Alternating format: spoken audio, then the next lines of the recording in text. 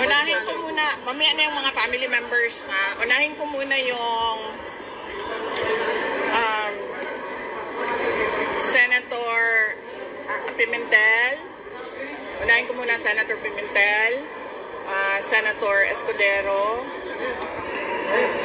Remulla, sino ba isa? Marcos. Hindi yan. Wala siyang comment. Sa Senator Ma'am Soccer Pimentel is lang. And then, yung Guns. Guns pala, sorry. Yang Guns. So, yun. So, mga Guns ni Tamba yun. Ko yung kanilang mga statements. And nakita ko doon ay puro unusual, unbecoming, unhinged. Ano yung isang nila? Desperada, ma'am. Hindi, may eh. Necessary. Yeah, unhinged, unusual, unbecoming, unsound mind, and what was the other one? Uncalled for. Hindi, meron pa isa. Okay, si Pimentel was unusual, si Escudero was unbecoming, si Young Guns was unsound mind. Unsound is Remulla, unhinged is one of those, and then Young Guns is unstable. Unstable, yes. So yung lima na yan, yun lang naman yung gist ng mga sinasabi nila. And unahin na muna natin, dalawa kasi siya eh. One is legal, doon kay DOJ, and then one is a demand for a psychiatric exam doon sa House of Representatives naman. Okay, so unang-una, ipagdasal natin ang Pilipinas dahil we have a Secretary of Justice na hindi alam ang batas. Correct. Amin. There is a big difference between talking about desecration a body and actually desecrating a body. Talking about desecration of a body is not desecration of the dead. Dapat sana siguro, as a lawyer, maintindihan niya yun kagad. But apparently, sabi nga ng iba, pag mabilis ka, meron talagang mga mabagal ang pick-up. So, mabagal ang pick-up ng utak. And the next one is psychiatric, neuropsychiatric exam. Wala akong problema doon. Game tayo. I will call that neuropsychiatric exam. Pero, let us make this an election issue. Yung Young Guns, I am sure kasi young sila, magpapa-re-elect pa yan. They are running as re-electionists. So, ang gagawin natin, dalawang tests sa akin. Kasi sinasabi nila, ano daw ako, unstable daw ako. E paningin ko naman sa kanila, unstable din sila. Diba? Kasi bakit? Aatake sila, pag sumagot yung inaatake nila, nagagalit sila. Tinatawag nilang unstable. E para sa akin, unstable din kayo. Correct. Bakit nyo ako inaatake? Diba? So, yeah, tama ka. Mga Young Guns, mga unstable talaga. I will do 2 tests. Neuropsychiatric exam Yes. and drug test. Pero dapat lahat ng mga Young Guns na kandidato at lahat ng mga congressional candidates ay magpa-drug test. Including speaker, ma'am? As a voter, I am asking the candidates for Congress doon sa distrito ko, sa 1st District of Davao City. Now, dalawa lang yung maalala ko ngayon, but I'm sure meron pang ibang kandidato. Maalala ko si Margarita Nograles and si Paulo Duterte. And as a voter, I demand na magpa-drug test sila. Kayong lahat, mga kababayan, bayan, as voters, you demand na mag-drug test ang mga congressional candidates. Dahil Correct. kung unstable ako, sa paningin ko, unstable din sila. No, Bakit ka naman tama. magagalit kung ang ina-atake mo ay sumasagot? Diba? Yes? Red? Okay ka dyan? Okay, sige. So, okay tayo dyan. Wala tayong problema dyan. Yan ang demand ko, ha? 2 test sa akin, isa lang sa kanila. Oh, dihado pa ako. Pero ma'am, sinasabi niyo rin na unstable sila. So, dapat meron din silang neuropsychiatric test din. Hindi, pinapadali ko na lang kasi sa kanila eh. Kasi, diba? Para madali tayo. So we call on the Philippine Medical Association, the Philippine Psychiatric Society siguro, is it called that way? To set the guidelines para sa amin lahat. Okay? Lahat ng botante mag-demand ng drug test sa ating mga congressman candidates. Kasi Yes. unstable din sila. Saan po dapat gawin ang drug test, ma'am? Sa private hospital o sa public hospital? We need independent third-party hair follicle testing. That is why we are asking the help of PMA. Tulungan niyo kami to set the guide. Kailan niyo ma'am gusto mangyari yung test? Pag kinol na nila, okay na tayo. Hindi pwedeng 3 months after, ha? Kasi hindi magdodroga yan ng 3 months. Tapos na yung testing nila. So, anytime. So dapat Tama na yun na. Ayun na.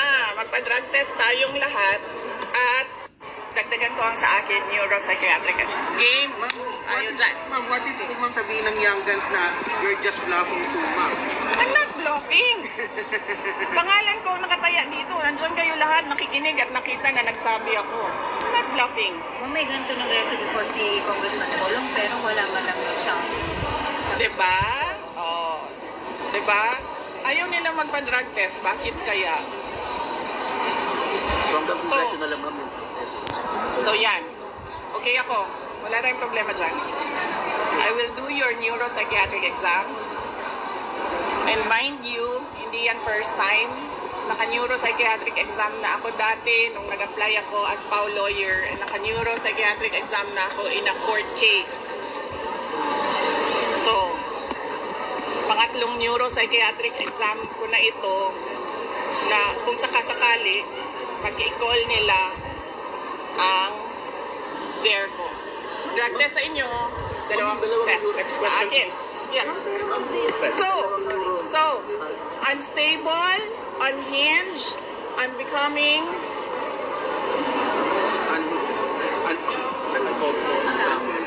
unsound mind. Meron pa isang ulitin nyo na lang. Yes. I'm not any of those.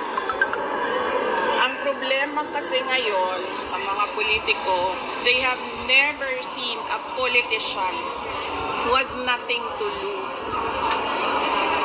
They have never seen a politician Nalalaban. na IDGAF. Kung sa Bisaya pa, bala mo din na makigdumog ko sa kanal. Ala. Yan ang problema. Kasi, I am not like them. And ang tendency sa mga ganito na mga tao, sasabihin nila, crazy, lukaret, luka-luka, buang, Desperado, ma'am. desperada. Bakit daw ako desperada? I am Vice President of the Republic of the Philippines. I am not going anywhere. So anong ikakadesperada ko? Diba? So yan yung problema dyan. Yan yung problema nila. Because they've never seen anything like Sara Duterte. Hindi ako maareglo. Hindi ako mabayaran ng budget. Hindi ako mabayaran ng pera. Ang laki ng problema nila. Kasi ngayon,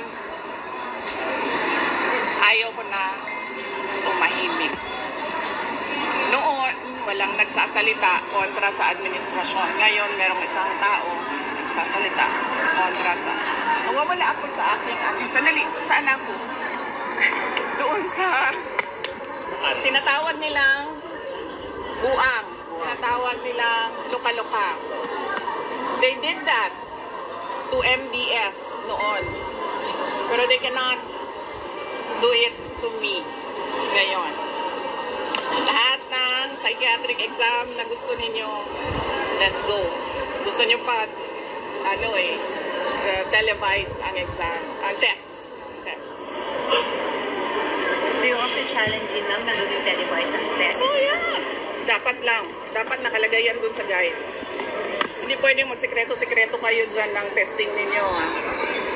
Ma'am, you said po na you're speaking against the government po. Are you positioning yourself as opposition? Correct, live. Sila ang nag-aano sa akin. Sila ang nagtutulak sa akin eh. Yes, tama ka. Sila talaga ang inaatake nila ako. Tapos, pag sumagot ako, nagagalit sila. Inagaslight nila ako. Mr. Deception. Kung pinabayaan lang sana nila ako sa Davao, I was mayor already. I was unopposed. Kung pinabayaan lang nila ako sa DepEd, nagtatrabaho lang ako doon, wala akong ginagawa sa kanila. Nung nag-resign ako sa DepEd, kung pinabayaan lang nila ako, diba? Na gawin ko yung trabaho ko sa Office of the Vice President, kahit magtanim ako ng puno araw-araw, pabayaan nyo lang ako. Kasi may pagbabago campaign naman kami, tree planting, educational advocacy, lahat yun. Problema sa kanila, nakikipag-away sila. Tapos, kapag lumaban, yung inaaway nila, nagagalit sila. And, sila yung nagsasabi na siya yung may problema. Hindi ako yung may problema. Hindi ako noon na palaaway. Except, kung inuunahan ako. Anong tingin mo yung mga anak ko ni BBM at ni Senator Hines, Sige. they are now coming to their defense? I will not comment sa mga anak, no? Because ang natural affinity ng mga anak is to defend parents. Ako lang naman yung anak na hindi nagde-defend kay PRD. Pero balik na rin natin, ganun din si PRD sa akin. Ang natural affinity na gagawin, natural na gagawin ni PRD is to defend me. Diba? Sinasabi nila noon, ginagaslight din nila kami, diba? O kasi may destabilization sa PRD, may maiso. Ano man ginawa ni PRD? Di ba nag-react lang sa ginawa nila sa akin? Eh, hindi nga ako nag-react nun eh. Hindi ako nagalit. Confidential funds? Ano sabi ko? Fine, sa inyo na yan. Fourth quarter, sa inyo na yan. Hindi ko ganamitin. Hindi ko naman kailangan yan eh. Napapadali lang talaga ang trabaho. Kasi nata-target mo yung trabaho mo. Ano pang inano nila?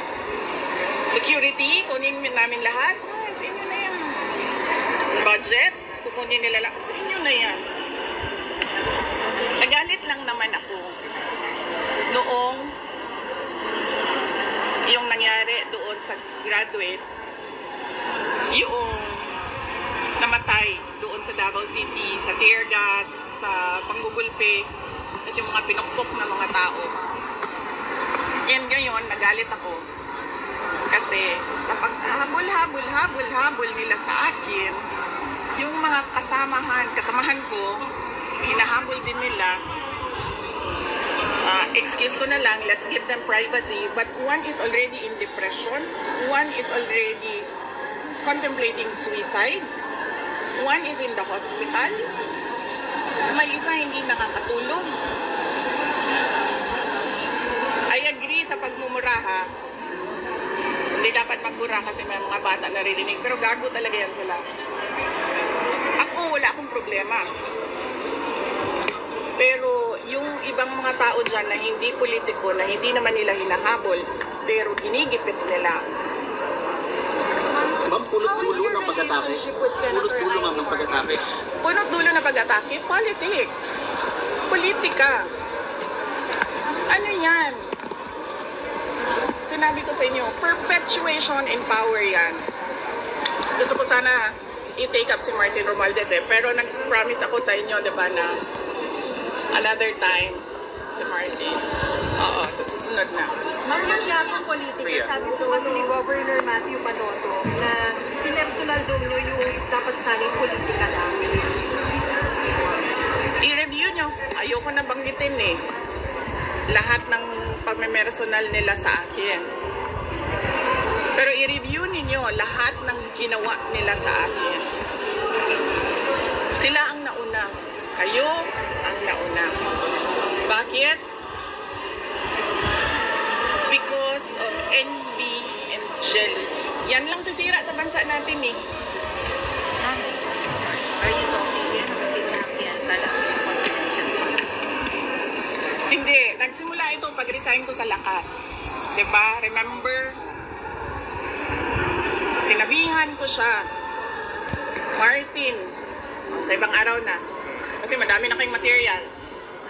Ma'am, for the record, what is your relationship status with Senator Ivy Marcos? And nag-usap na po ba kayo after that? After nung press con, tinext ko siya. And she was cold. Malamig. And then meron siya sinabihan ng common friend namin na naiinis siya sa akin at kay BBM. And then sinabihan ko yung common friend namin, sabihin mo sa kanya, huwag siya mainis sa akin at kay BBM. Mainis siya kay Lisa at kay Martin. Oh, correct. Pero ano ba, friendship over na ba kayo ni Senator Ivy? Or ano ba, it's just a phase? No, hindi ko alam. I cannot speculate on what will happen tomorrow. But as far as you are concerned, Ivy, at ano si Senator Ivy sa'yo kayo? Para sa akin, she's a senator. She's a friend. I did not attack her. Alam niyo kasi ito si Remulla, nandun siya sa legal desecration of the dead. Sabi ko nga kanina, di ba? Talking about desecrating a body is not desecration of the dead. Correct. It is not illegal. It is taboo. Tabu siya. Tabu? Meron sa atin dito, ayaw ang pag-usapan ng patay. Meron sa atin dito, okay lang na pag-usapan ng patay. Diba? It's taboo for some. Ngayon, kung okay lang sa kanya, hindi okay sa akin, dapat respetuhin ko na okay lang sa kanya. Hindi ko aatakihin yung tao. Bakit ko aatakihin yun? Yung paniniwala ko, hindi naman yung paniniwala. Parang Diyos lang yan. Naniniwala ka sa Diyos, ako. Hindi. Respetuhin mo ako. Na hindi mo naniniwala. Ikaw na naniniwala sa Diyos, respetuhin din kita. Ang problem kasi dito sa kanila, when there is a person who is outspoken, who is outrageously outstanding, sinasabihan nila na weird, sinasabihan nila ng kakaiba, sinasabihan nila ng crazy, insane, look at it. There's nothing wrong with me, I'm just different. Respetuhin nyo yung